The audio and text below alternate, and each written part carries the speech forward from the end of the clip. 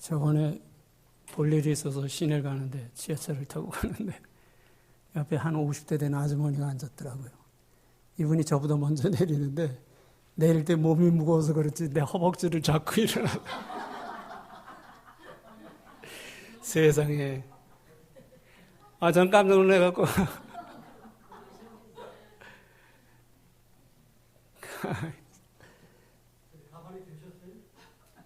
가만히 있지 제가 그랬다고 더 맞으면 어떡합니까? 그래서 전 그렇게 생각했죠. 저거 아주머니는 허벅지가 없나 보다. 그러니까 남의 허벅지 잡고 일어났어요.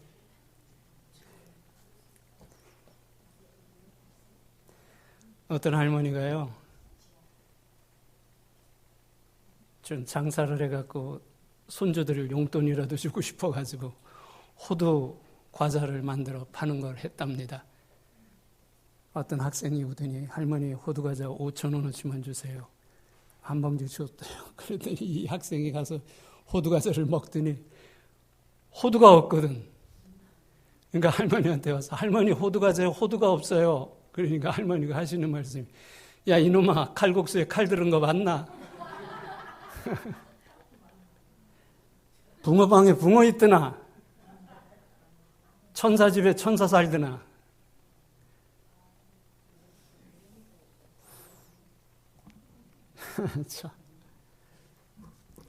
한국에 오니까 참 좋은 게 많습니다. 근데 차들이 새 차더라고요. 전부 새 차예요.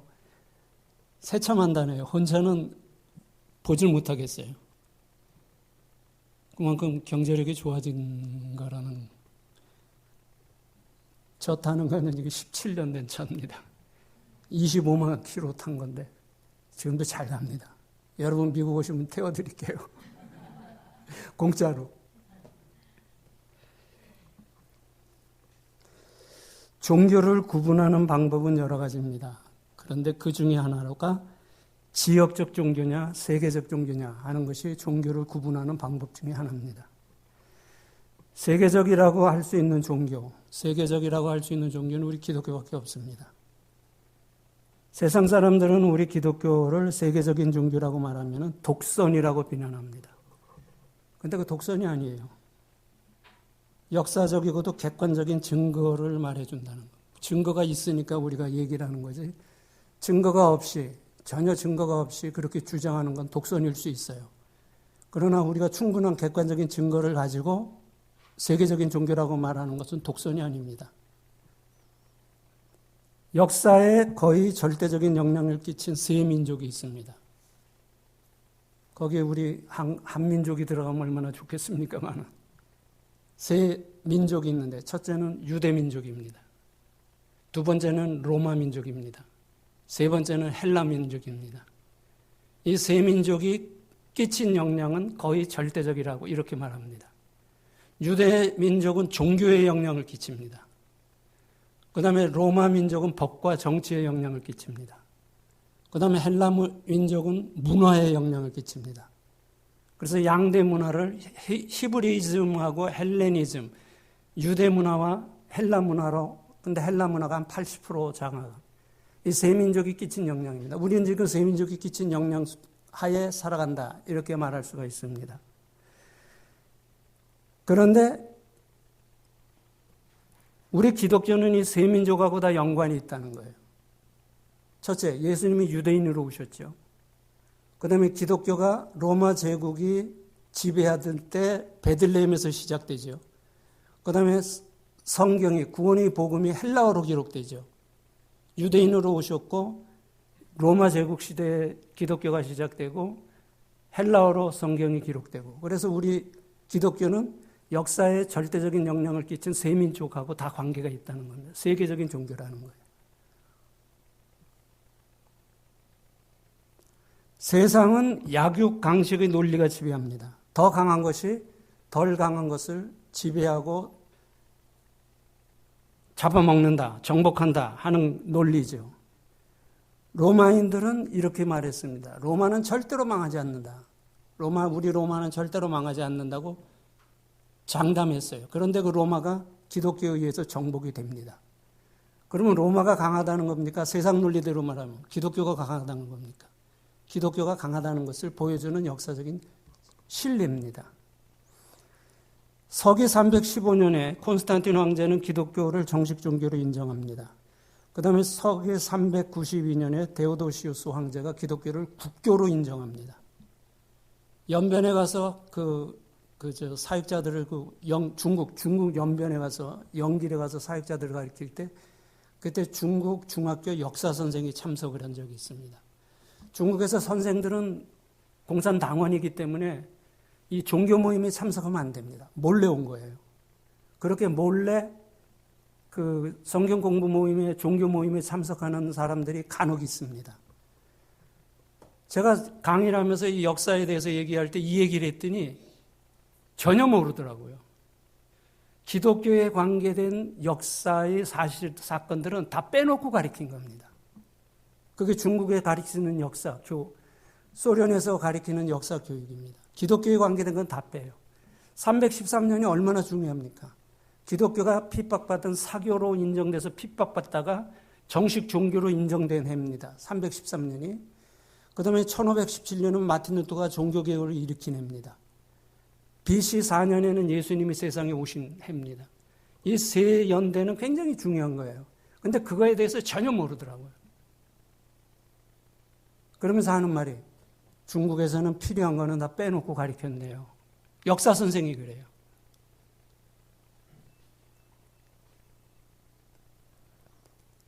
어떤 사람들은 이렇게 말합니다. 서양이 역사를 지배하는 시대는 끝났고 동양이 역사를 지배하는 시대가 될 것이다. 이렇게 말합니다. 서양이 역사를 지배하던 시대는 끝났고 이제는 동양이 역사를 지배하는 시대가 됐다. 천만의 말씀이에요. 절대 그렇게 안 됩니다. 그렇게 될 수가 없어요. 왜냐? 백인들을 몰라서 하는 말입니다. 백인의 인구가 30%예요. 유색인종의 인구가 70%입니다. 유색인종의 인구가 백인의 인구보다 2배가 넘습니다. 그런데 우리 유색인종은요, 백인을 절대로 이길 수가 없습니다. 제가 다니면서 보니까 느낀 게 그거예요. 아, 이래서 백인을 절대로 이길 수가 없구나. 그런데 동양의 역사가 이제 세계 역사를 지배한다는 말은 꿈 같은 얘기입니다. 절대 그렇게 되지 않습니다. 될 수가 없어요. 어떤 사람들은 중국이 미국을 제치고 패권 국가가 될 거라고 얘기하는 사람들이 들어보셨습니까? 중국이 앞으로 2035년 되면은 GDP 규모가 미국을 능가해갖고 세계의 패권 국가가 된다. 천만의 말씀입니다. 중국은 미국 발꿈치도 못 따라옵니다, 여러분. 제가 미국에 사니까 그런 얘기하는 게 아니에요. 객관적으로 그렇다는 거예요. 그래서 중국이 세계 패권 국가가 된다, 미국을 제치고 패권 국가가 된다는 말을 대학교 교수들이 칼럼에서 그렇게 말하는 걸 봤어요. 그건 무식한 겁니다. 아니면 돈을 받았든지. 절대로 그렇게 될 수가 없어요. GDP 규모가 지금 미국을 따라잡는다고 합니다. 그러나 그것만 말하면 안 돼요. 구매력 기준이라는 게 있어요. 그러니까 미국에서 100달러를 벌어가지고 중국 물건을 얼마큼 살 수 있느냐 하고 중국에서 100달러를 벌어가지고 미국 물건을 얼마큼 살 수 있느냐. 이걸 가지고 GDP 규모를 논해야 된다는 거예요. 그러면 미국이 절반도 안 됩니다. 중국이. 근데 그런 얘기는 안 하고 조금 있으면 중국이 GDP 규모에서 미국을 능가한다. 천만의 말씀입니다. 시진핑이 지금 이제 또 얘기가 조금 격결로 가는데 시진핑이 그 강박 증세가 하나 있습니다. 그건 뭐냐 하면은 소련을 미국이 망하게 했잖아요. 소련을 해체시켰잖아요. 미국이 레이건 정부 때. 해체시켰죠. 그것처럼 중국을 붕괴시킬까 봐 지금 스트레스를 받고 있어요. 그래서 고르바초프 강박 증세라고 그러는데 시진핑이 그걸 연구한 거예요. 소련이 고르바초프 때 망한 이유가 뭔가.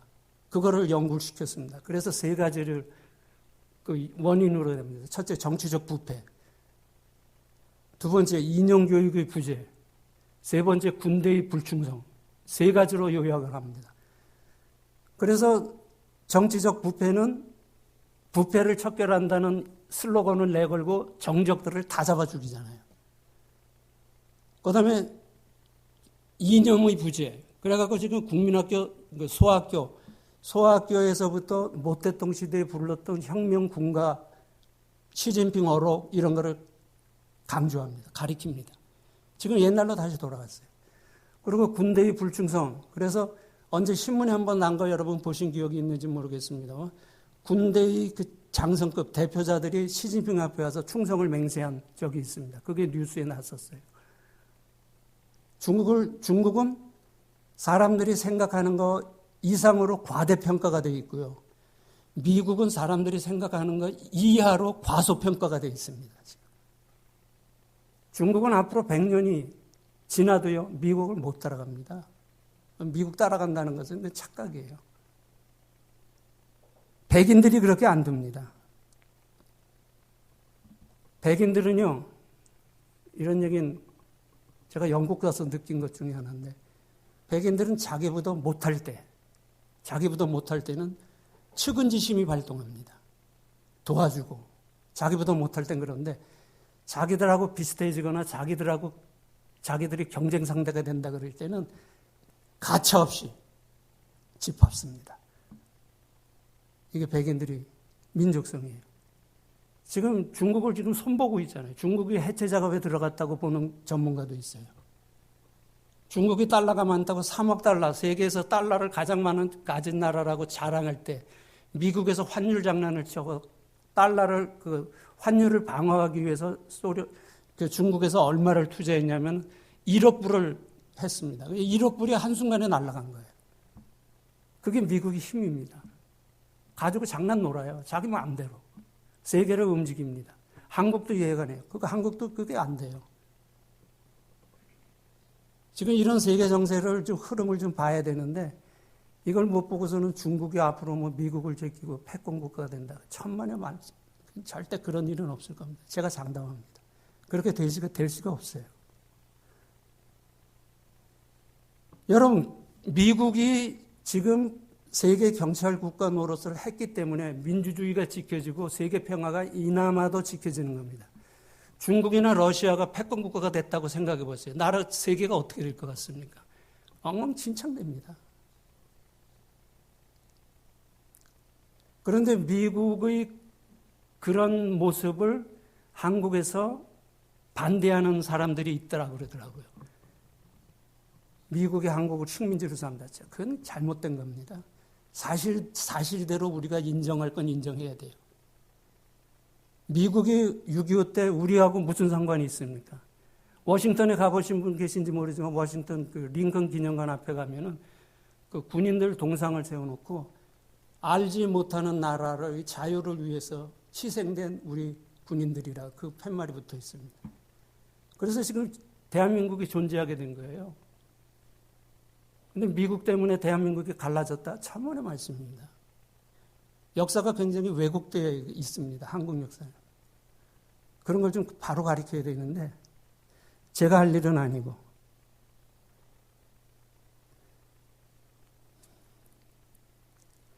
그 다음에 종교를 지역적인 종교냐 세계적인 종교냐로 종교를 구분할 수 있고 그 다음에 또 한 가지 방법은 종교의 영향력입니다. 종교의 영향력을 가지고 이게 참 종교냐 그렇지 않느냐 이거를 구분할 수가 있습니다. 종교의 영향력이란 종교가 전해졌을 때 그 사회에 개인적, 사회적으로 어떤 결과가 나타났느냐 하는 걸 보는 겁니다. 지금 우리가 영적으로 구원이라는 그 부분은 제놓고 세상적인 관심, 종교적인 관점에서 지금 보는 겁니다. 그렇게 보더라도 기독교만이 유일한 종교라는 것을 얼마든지 알 수가 있어요. 그런데 거기에다 구원이라는 부분, 영적인 부분이 더해지면은 기독교는 완전히 독불장군이죠. 기독교를 따라올, 기독교와 견줄 만한 종교가 없다는 겁니다. 영향력인데 영향력은 생명력을 전제합니다. 생명력의 기본적인 특징이 있어요. 그것이 바로 성장과 변화입니다. 종교가 전해졌을 때 그 사회에 성장과 변화의 결과가 나타나느냐 이걸 봐야 되는 거예요. 그런데 세상 종교는 죽은 종교입니다. 종교를 비판하려고 하는 소리는 아니에요. 이거 사실대로 얘기하는 겁니다. 그러니까 그 종교가 들어가면은 종교가 사회를 개혁하고 의식을 깨우치지 못합니다. 여러분 중동 국가 보세요. 지역적인 종교는 중동 국가 보세요. 힌두교의 인도를 보세요. 그다음에 불교의 동남아시아를 보세요. 종교 역사가 1500에서 2000, 2500년씩 다 된 거예요. 근데 의식이 깨이고 사회가 변화됐습니까? 안 됐잖아요. 그걸 봐야죠. 근데 유럽에 기독교가 전해지고 100년 전에 대한민국에 기독교가 들어왔을 때 변화된 그 결과를 우리가 보지 않습니까? 그 결과 속에서 우리가 살아가지 않습니까? 한국에 불교가 들어온 것은 372년 고구려 소수림왕 2년 때 중국의 전진으로부터 불교가 전해집니다. 1600년, 1700년 동안 불교가 한국 사회에 뿌리를 내렸습니다. 그 1600년 동안 변화된 게 뭔가요? 한번 보세요. 물론 불교가 끼친 좋은 영향도 있습니다. 그러나 결과적으로는 없잖아요. 유교가 조선시대 500년을 지배했습니다. 그래서 조선시대 500년은 뭐예요? 양반과 상민, 천민으로 계급사회가 완전히 구분되고 반상의 법도 그래갖고 세상 역사에요. 자기 나라 국민의 60에서 70%를 노비로 삼았던 민족은 우리 한국밖에 없습니다. 어느 나라도 자기 민족을 노비로 삼은 적, 그것도 60에서 70%를 노비로 삼았던 민족은 없습니다. 근데 조선시대 때는 그게 있잖아요. 국사시험을 봤어요. 선생님이 문제를 내기를 조선시대 때 사회적인 제도 중에서 가장 아래 신분이 무엇이냐? 아래 신분, 제일 밑에 신분. 천민이잖아요, 천민. 천민이라고 써야 되는데 어떤 학생이 뭐라고 썼냐면 쇠네. 쇠네.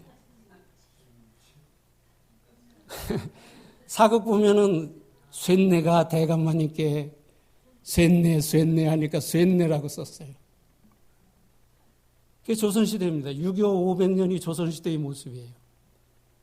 그럼 왜 그런 다른 종교들은 1500년, 2000년, 2500년을 그 사회의 정신적인 것을 주도했는데 사회가 변화되지 못하고 옛날이나 지금이나 똑같은가?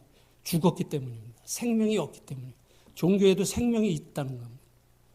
기독교는 들어가서 100년, 150년밖에 안 됐는데 사회가 깨고 인권이 하고 민주주의가 하고 이런 변화가 있습니까? 생명이 있기 때문에.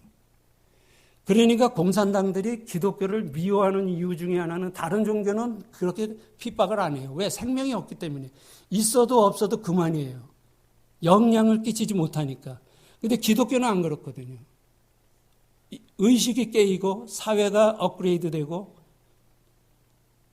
이러니까 기독교는 생명을 걸고 핍박하는 거예요. 공산당들이.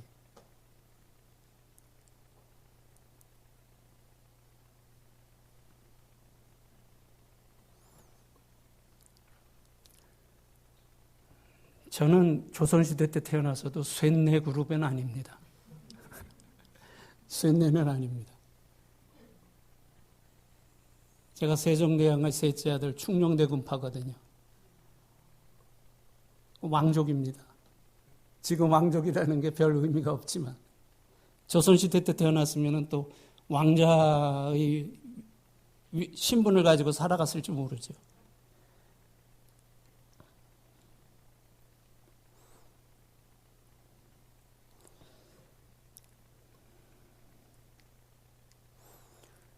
지금 한쪽에서는 사람들이 굶어 죽어간다고 말하는데 그거는 세계 500대 부자가 1%씩만 자기 재산을 내놓으면요. 세계 기아 문제는 완전히 해결이 됩니다. 500대 부자가 가진 재산의 1%씩만 내놓으면 기아 문제는 해결됩니다. 근데 욕심이 그걸 못하는 거예요.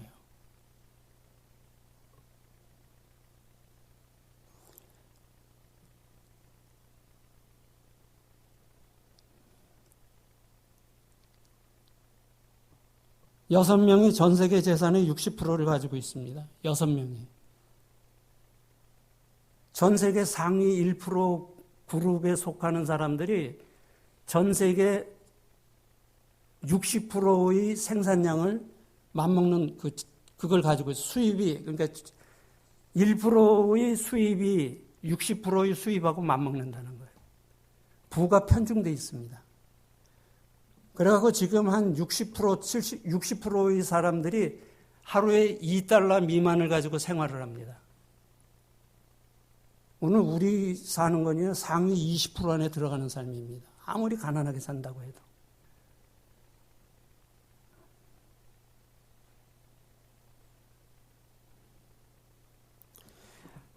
다시 본문으로 들어와서 봅니다. 하나님께서 내가 어디 있느냐고 물으신 첫 번째 질문은 하나님과의 정상적인 교제를 나누던 아담과 하와가 하나님을 피하여 숨게 된 원인을 물으신 겁니다. 내가 어디 있느냐 한 것은 하나님이 어디 숨었는지 몰라서 물어보신 것이 아니라 내가 숨게 된 원인이 무엇이냐. 근데 아담과 하와는 엉뚱한 소리를 합니다. 벗었으므로 두려워하여 숨었습니다. 이렇게 말합니다. 동문서답을 하고 있죠. 여기서 두 가지를 생각할 수 있습니다. 죄는 정상적인 생각과 바른 판단 기능을 마비시킨다는 거예요. 정상적인 판단 기능을 죄는 마비시킨다. 그 다음에 또 한 가지 범죄한 아담에게 회개의 기회를 주신 것으로 볼 수 있는데 거기서 회개를 하지 않고 핑계를 대죠.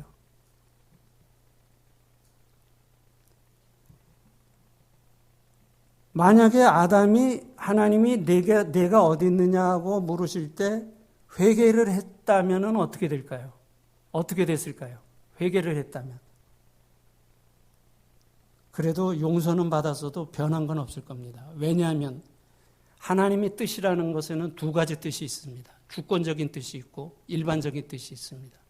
주권적인 뜻은 예수 그리스도 구원에 관계된 거예요. 천지창조, 예수님이 세상에 오시고 죽으시고 부활하시고 재림하시고 하는 구원과 연관된 것은 하나님이 주권적인 뜻이라고 합니다. 그건 변하지 않습니다. 하나님이 스스로 정하고 하나님이 스스로 이루어 가시는.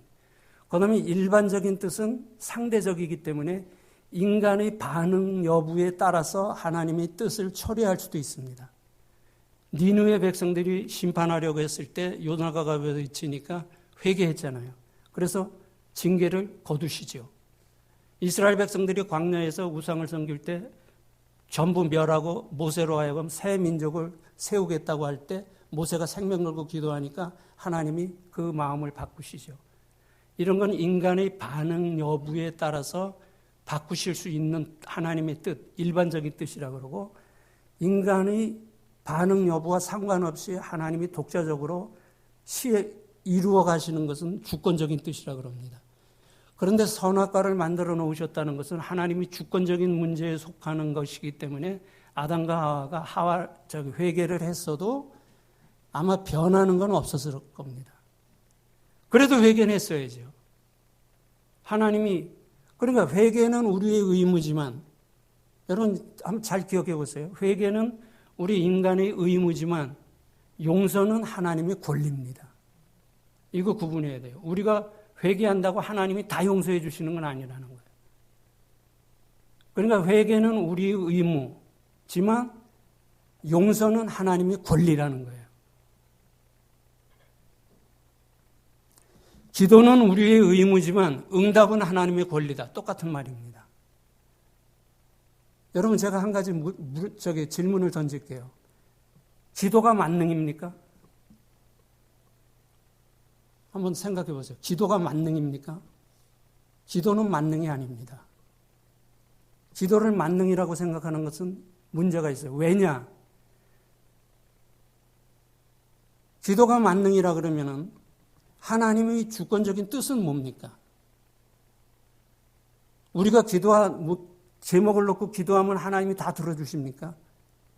들어주시는 것도 있고 들어주시지 않는 것도 있다는 거예요. 사도 바울이 자기 몸에 배울병으로 해서 3번 간구했을 때 하나님이 내 은혜가 내게 족하다. 그걸로 됐어요. 끝났어요. 더 이상 구하지 않았어요. 하나님의 뜻이 내 기도보다 중요하다는 겁니다.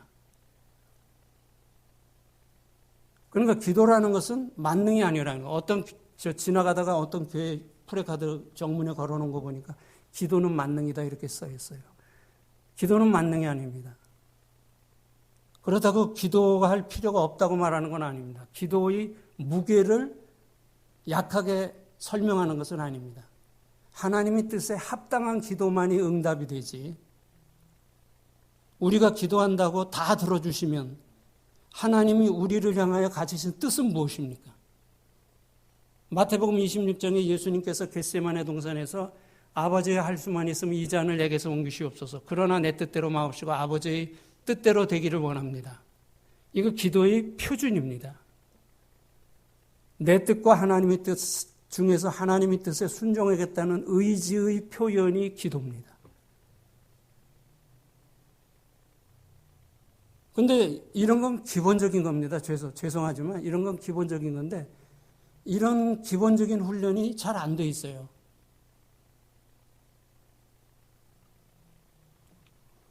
그렇다고 해서 하나님께서 우리가 기도하는데 기도를 안 들어주셨다고 해서 우리가 예수를 포기할 수는 없잖아요.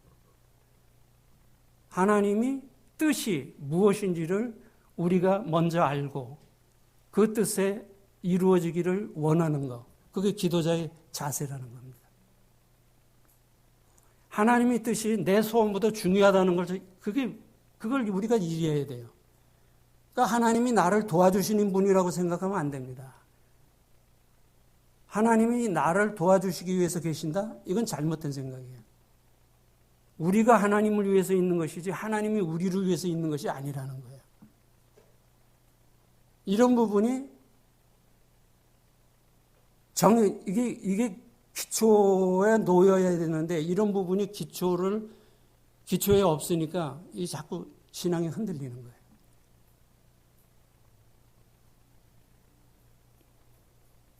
그렇다고 기도해도 소용이 없다. 그건 아닙니다. 기도는 해야 합니다. 우리의 의무이기 때문에. 그러나 기도의 응답은 하나님의 권리입니다. 다시 말씀드립니다. 우리의 마음의 소원보다 더 중요한 것은 하나님의 우리를 향한 뜻이라는 거예요. 이게 정리가 되어야 됩니다. 하나님이 선하시고 완전하시고 거룩하신 분입니다. 그러면 하나님이 하시는 모든 일도 선하고 완전하고 거룩합니다. 그 하나님이 내게 복을 주셔도 그 복은 선하고 거룩하고 완전하고 하나님이 내게 고난을 주셔도 그 고난은 선하고 거룩하고 완전하다고 고백해야 합니다. 이런 것이 우리 믿음이 기초에 딱 놓여 있으면 어떤 환경이 들어닥쳐도 흔들리지 않습니다. 마음의 평정과 기쁨을 유지할 수가 있습니다. 하나님께서 이 환경을 통해서, 이 사건을 통해서 내게 무엇인가 말씀하시기를 원하는구나. 하나님의 뜻을 깨닫기를 원하는구나. 그렇게 생각이 되죠. 그러니까 환난 중에서도 기뻐할 수 있는 겁니다. 이게 돼 있어요. 이게 안 돼 있으면 환난 당하면 힘들어하죠. 물론 힘든 건 사실입니다만.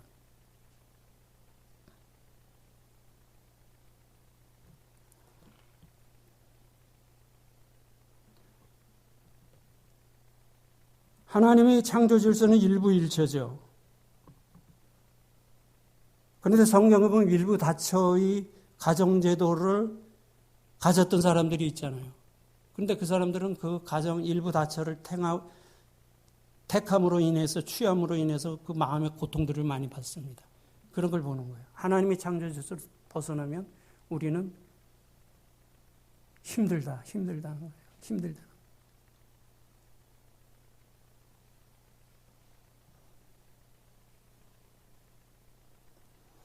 그래서 저는 바라는 것이 믿음이라는 것, 기도라는 것, 신앙생활의 기본적인 그런 기본적인 것들이 이제 좀 훈련이 됐으면 좋겠어요. 그 훈련이 돼야지 그 기초 위에 우리 믿음을 세워야 어떤 비바람이 불어도 흔들리지 않는다는 거예요.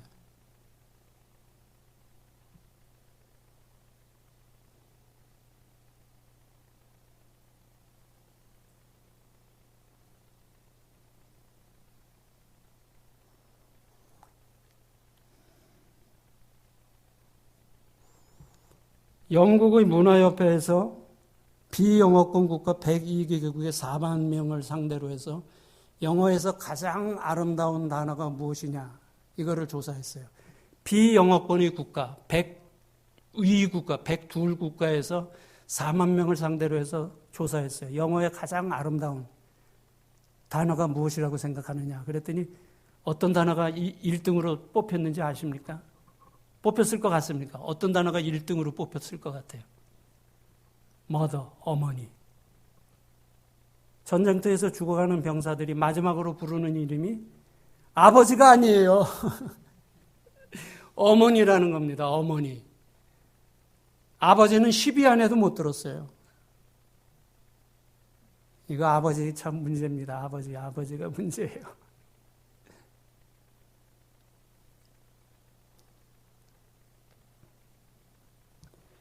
말의 중요성과 말의 지혜가 필요하죠. 옛날에 어떤 조그만 나라가 상대국하고 전쟁을 하게 됐어요. 전쟁을 하면 질 것이 뻔하니까 그걸 뭐라 그러죠? 이렇게 보내는 거. 대신해서 보내는 걸 뭐라고 해요? 예? 아니, 조공이 아니라 사람이 가서 이렇게. 그러니까 쉽게 말하면 왕의 특사로 한 사람을 보냈어요. 상대방 가서. 근데 이 사람이 가갖고서는 그 상대국의 왕 앞에 뭐라고 말하냐면은 우리나라 임금님은 초생딸이요. 임금님은 보름달입니다. 이렇게 말했어요. 그랬더니 그 소식을 듣고 돌아오니까는 왕 앞으로 끌어왔어요. 이놈, 나를 초생딸이라 그러고 저쪽의 왕을 보름달이라 그랬지. 네가 어떻게 그럴 수가 있느냐. 그랬더니 설명을 하는데 뭐라 그러냐면 임금님, 초생딸은 남아있는 게 뭡니까? 앞으로 보름달이 되는 거. 보름달은 뭐가 남아있습니까? 이제 줄어들어서 초생달로 되는 거. 그러니까는 저쪽 왕은 이제 사그러지는 거고 임금님은 올라가는 겁니다. 그렇게 설명을 했더니 상을 내렸다는. 그러니까 말의 지혜입니다. 어느 임금님이 그 사람들을 불러갖고 꿈을 꿨어요. 꿈을 꿨는데 이빨이 다 빠지는 꿈을 꿨습니다. 이빨이 다 빠지는 꿈을 꿨습니다. 그러니까 점쟁이들, 그 나라 안에 점쟁이들을 불러갖고 이게 무슨 꿈인지 해몽을 해라. 그랬더니 어떤 사람이 가서 임금님, 그것은 나중에 사람들이 다 죽고 임금님도 죽는다는 꿈입니다. 이렇게 말했어요. 그랬더니 임금님이 역정을 내갖고 당장 하옥시켜라 이랬어요. 근데 한 사람이 와갖고 뭐라고 말했냐면 임금님, 모든 사람 중에서 임금님이 제일 마지막까지 사신다는 겁니다. 똑같은 거 아니에요. 근데 표현을 다르게 하니까 상급을 냈다는 거예요. 말의 지혜입니다. 그 말을 우리가 지혜롭게 해야 돼요. 상대방을 겨울에 얼마나 추웠습니까? 그 임금님은 집안에 앉아 계시고 밖에 대신들이 쭉 양쪽으로 서 있잖아요. 그 경복궁 근정전인가? 거기 가면은 그 밖에 서 있는 정이 1품, 2품, 3품에서 밖에 쭉 서 있잖아요. 근데 임금님이 뭐라 그러니까 성은이 망극하옵니다. 그러잖아요. 사극에서 성은이 망극하옵니다. 그런데 너무 추워갖고 입이 얼어갖고 어떤 대신이 성은이 망측하옵니다. 망극하고 망측하고 한 단어 사이인데 망극하옵니다 할 걸 입이 얼어갖고 망측하옵니다 그랬다가 감옥에 갇혔다는 믿거나 말거나 하는 얘기가 있습니다. 이게 뭡니까? 말을 지혜롭게 해야 된다는 거예요. 말을. 근데 우리는 말을 지혜롭게 못할 경우가 많습니다. 참아야 돼요. 기다려야 돼요. 기다리는 훈련이 안 돼 있으니까.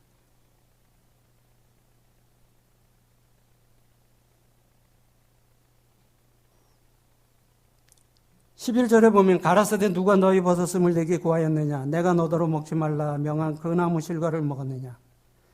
아담이 하나님의 질문에 벗어난 변명을 하자 하나님께서는 직선적으로 아담의 불순종에 대한 범죄를 꺼집어내십니다.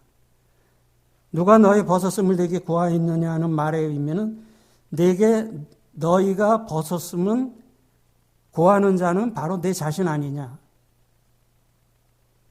그러니까 하나님이 아담과 하와가 변명을 하나님이 질문의 의도를 알지 못하고 변명을 하자 하나님께서 직선적으로 말씀하시고 누가 벗었음을 내게 구하였느냐. 그래도 회개할 기색이 없습니다. 사람의 행동을 결정하는 세 가지 기준이 있다고 하죠. 하나가 법이고요. 하나가 도덕이고요. 하나가 양심입니다.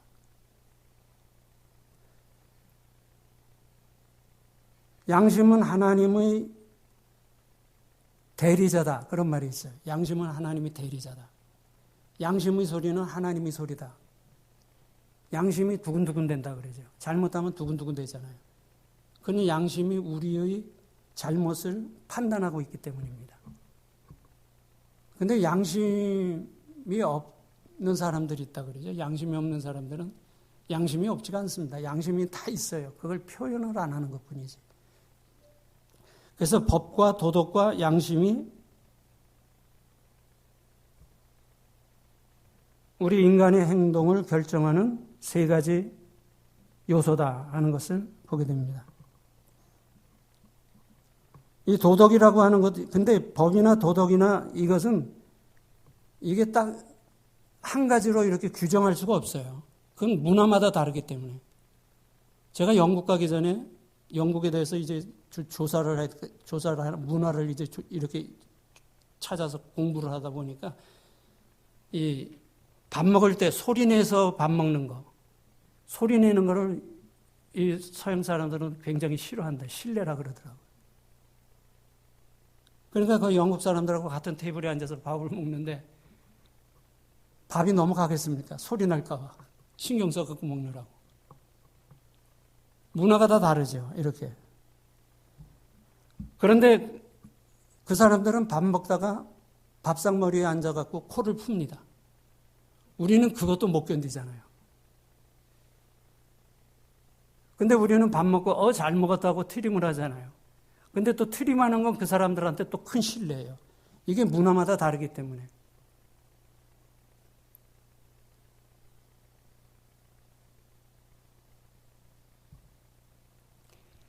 그래서 성경에도 양심에 대한 얘기가 많이 나옵니다. 법하고 도덕하고 그거보다 더 높은 것, 더 근본적인 것은 양심인데 우리가 양심을 속이는 일을 하면 안 됩니다.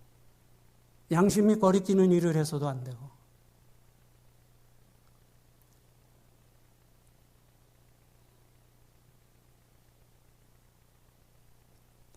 세상의 법하고 하나님의 법의 관계가 있습니다. 세상의 법하고 하나님의 법. 그럼 세상의 법을 다 지켜야 되거든요. 하나님의 법을 다 지켜야 되느냐, 세상의 법을 다 지켜야 되느냐. 이런 거 놓고 갈등이 생기는 경우가 있죠. 하나님의 법이 있고 세상의 법이 있는데 세상의 법이 하나님의 법과 충돌하지 않을 때, 세상의 법이 하나님의 법하고 충돌하지 않을 때는 우리는 세상의 법과 하나님의 법을 다 지켜야 합니다. 그런데 세상의 법이 하나님의 법과 충돌할 때, 그때는 우리가 하나님의 법을 지켜야 된다는 거예요. 순교자가 그래서 생기는 겁니다.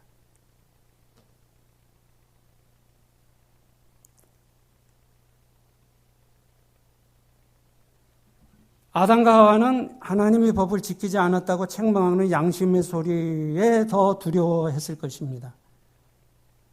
가룟 유다도 양심의 소리는 외면하지 못했잖아요. 예수님이 정죄되는 걸 보고 양심의 가책을 느껴서 은 30을 성전뜰 안에 던져놓고 나가서 스스로 죽습니다. 그 돈에 욕심이 있었지만 은 30을 써보지도 못하고 그 이중의 어리석은 짓을 한 거예요. 구약시대에 요셉 있지 않습니까? 요셉의 형들의 가장 큰 실수가 뭡니까? 요셉의 형들이 가장 큰 실수. 예? 대답해 보세요. 요셉의 형들이 가장 큰 실수는 요셉같이 능력 있는 인물을 너무 싸게 팔았다는 거예요. 더 받아도 되는데 은이 20 받고 팔았잖아요. 너무 싸게 헐값에 팔았다는 거예요.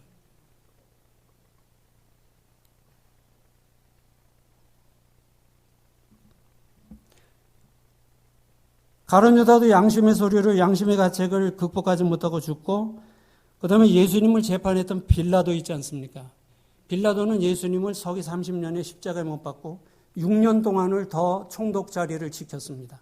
서기 36년에 총독 자리에서 쫓겨나갔고 예수를 십자가에 못 박았다는 것에 대한 양심의 가책을 느껴서 그도 스스로 죽었다고 그렇게 전해집니다.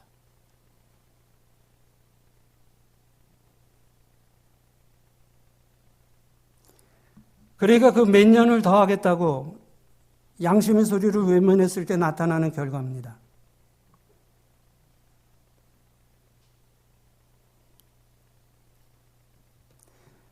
내가 어디 있느냐 하는 것은 하나님께서 아담에게 첫 번째 회개의 기회를 주신 것이고, 그 다음에 누가 벗었음을 고하였느냐 하는 것은 두 번째 회개의 기회를 주신 겁니다.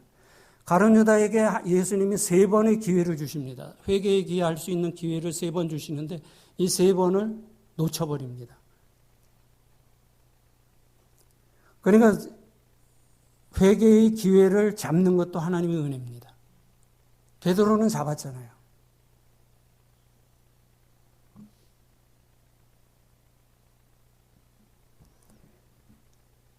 아담이 대답을 합니다. 두 번째 대답, 아담의 두 번째 대답에서 첫 번째 대답과는 또 다른 죄의 모습을 볼 수가 있습니다. 3장에 나타난 첫 번째 죄의 모습은 두려워 하나님 앞에서 숨게 된 것이고, 죄의 두 번째 모습은 핑계하는 겁니다. 핑계하는 것. 죄의 대표적인 모습 5가지. 거짓말, 핑계, 변명, 선동, 폭력. 폭력하면은 그냥 때리는 거라고 생각을 하잖아요. 때리는 거. 근데 폭력에는 때리는 것만이 폭력이 아니에요. 감정의 폭력이 있습니다. 말의 폭력이 있습니다. 감정으로 우리는 폭력을 행사할 수가 있다는 거예요. 아버지가 인상을 팍 쓰면은 집안 분위기가 얼음장이 되는 거. 이런 것도 폭력입니다. 생각으로도 폭력을 쓸 수가 있어요. 말로 폭력을 하고, 행동의 폭력을 하고, 말로 어뷰즈하는 거 상처 많이 되죠. 그러니까 말을 조심해서 해야 되는 거예요. 아무리 부부 사이에서 가깝다고 하더라도 해야 될 말이 있고 해서는 아니 되는 말이 있습니다. 우리 남자들이 해서는 아니 되는 말 중에 하나. 하루 종일 집에서 뭐 했어? 이런 말 많이 하잖아요. 우리 남자들. 나갔다 들어와갖고 아내 보고 하루 종일 당신은 집에서 뭐 했어? 집안일은 티가 안 나지만은 집안일이 얼마나 많습니까? 이런 것이 이제 배려죠.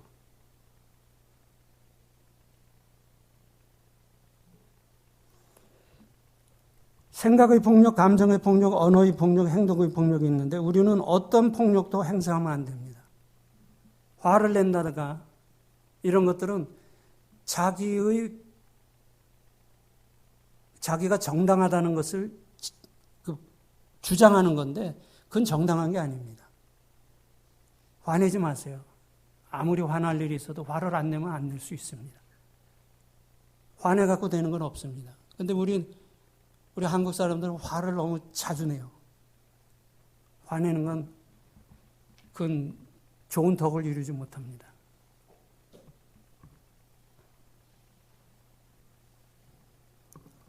아담의 행위를 볼 때 죄는 하나님과 관계를 파괴시키죠. 그러고서는 아담이 하와를 창조하셔서 아담에게로 이끌어 오실 때 아담이 뭐라 그럽니까? 뼈 중에 뼈요 살 중에 살이라. 이것은 아내에 대한 사랑의 최고의 표현입니다. 뼈 중에 뼈요 살 중에 살이요. 그런데 죄 짓고 나서는 뭐라고 해요? 저 여자 때문에 이렇게 되잖아요. 그 죄의 특징입니다.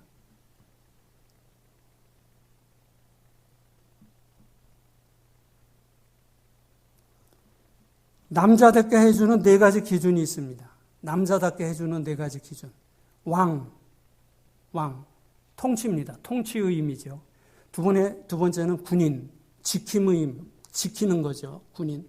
3번째는 스승, 가리키는 거죠. 4번째는 친구, 우정을 나누는 겁니다. 그러니까 남자를 남자라고 평가할 수 있는 4가지 기준은 왕, 군인, 스승, 친구, 넷입니다. 근데 이 4가지 타이틀을 하나로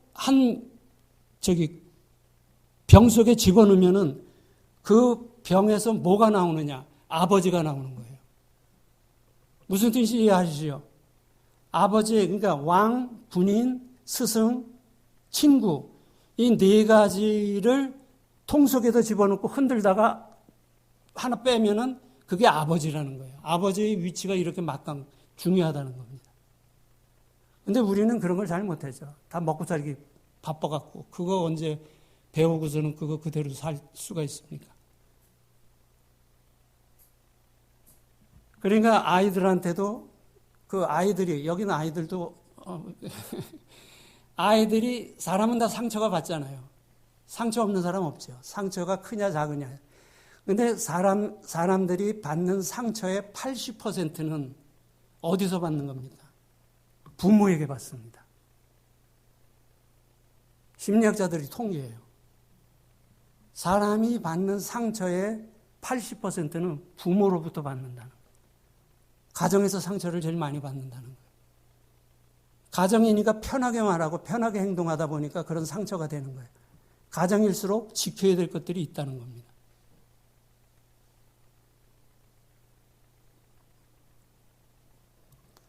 그래서 왕, 군인, 스승, 친구 이 네 가지가 바로 아버지인데 이거 아버지 노릇하는 거 쉽지 않더라고요. 아버지 노릇하는 거.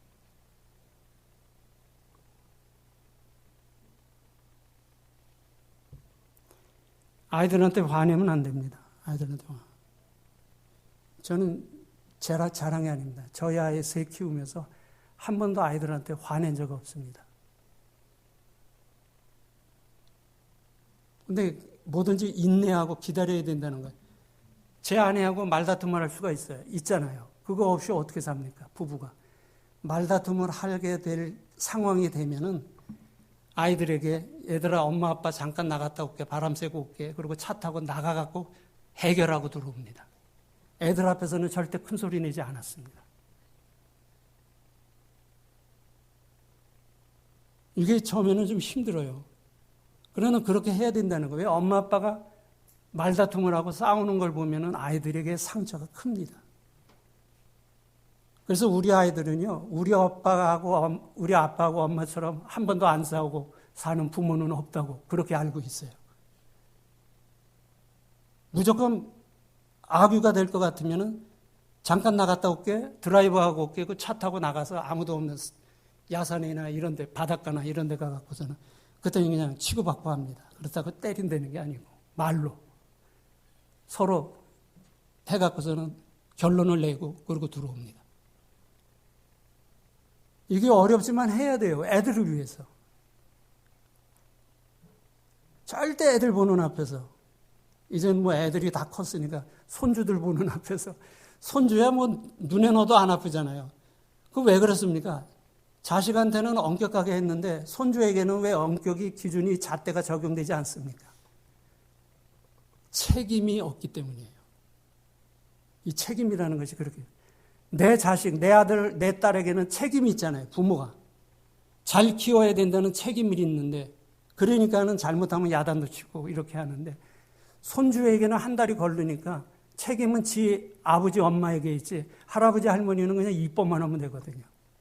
근데 이 책임이라는 것이 이렇게 중요하다는 겁니다.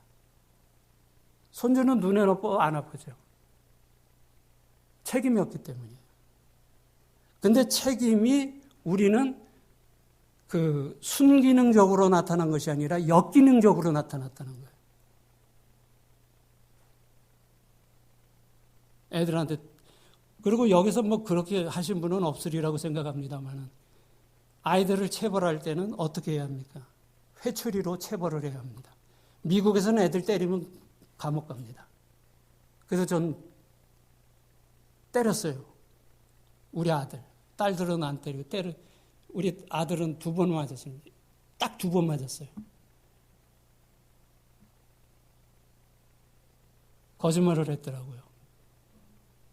거짓말을 갖다 불러놓고 사실을 여부를 가렸죠. 내가 이러이러한 거짓말을 했기 때문에 아빠가 너를 체벌하는 거야. 몇 대 맞을래? 그럼 5대 맞을게요. 그럼 5대 때립니다. 몇 대 맞을래? 10대 맞을게요. 그럼 10대 때립니다. 그리고 때리고 나서 그 다음에 중요한 게 있죠. 아버지가 때렸으면 엄마가 가서 품어줘야 합니다. 엄마가 가서 꼭 끌어안고 아빠가 너를 미워서 때린 게 아닌가. 그러면서 설명을 해줍니다. 그러고 재웁니다. 근데 이런 게 이게 훈련이 안 돼 있으면 이게 쉽지 않아요. 그래도 해야죠.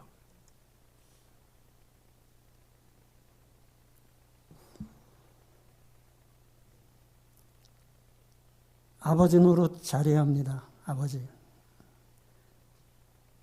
아버지는 가정의 머리로 세워주신 특권인데 이 특권을 잘못 쓰면 안 되죠.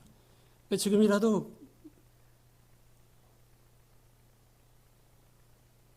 아이들한테 미안하다는 소리 합니까? 안 합니까? 우리 한국 문화에서 잘 안 하죠. 아버지가 하는 것은 뭐든지 정당한 거예요. 그런데 자녀들에게 미안하다는 소리를 해야 합니다. 아버지가 이거는 너희에게 잘못했다. 너희가 이해를 해라. 이걸 해줘야 됩니다. 그러면서 아이는 배워가는 거예요. 그런데 우리 한국 문화에서 아버지들은 잘못했다는 얘기를 사실 안 합니다. 잘 안 합니다. 인색합니다.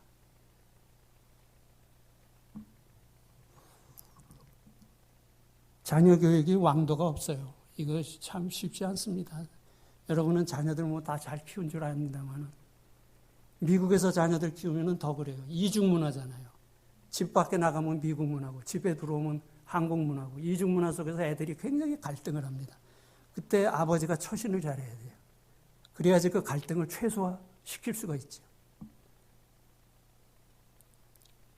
아버지가 아들에게 너는 변호사가 돼야 된다. 로스쿨 가서 변호사가 돼야 된다. 어려서부터 강조를 했어요. 얘는 변호사 되기 싫은 거예요. 근데 아버지가 강요해. 너는 반드시 변호사가 돼야 돼. 그러니까 공부해갖고 로스쿨을 갔어요. 그 변호사가 시험에 합격해갖고 자격증을 따갖고 와서 아버지 앞에 내놓으면서 아버지 소원 들어드렸습니다. 저 변호사 됐습니다. 아버지 소원 들어드렸으니까 이제는 제가 하고 싶은 거 하겠습니다. 그 아들은 착한 아들이에요. 그런 예가 많습니다. 이 한인사회, 외국에 살면. 그러니까 한국에서 키우는 것도 어렵지만 외국에서 아이들 키우는 거는 더 어렵다는 거예요.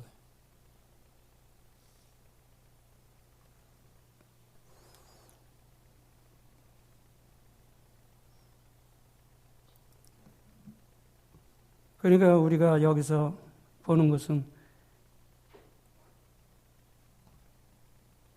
아담의 예를 통해서 하나님과의 그 관계를 잘해야 되고 책임을 감당해야 되고 폭력은 행사해서는 안 되고 폭력은 행동의 폭력만이 아니라 감정의 폭력, 언어의 폭력, 생각의 폭력도 폭력이니까 이런 거 우리들이 잘해야 합니다.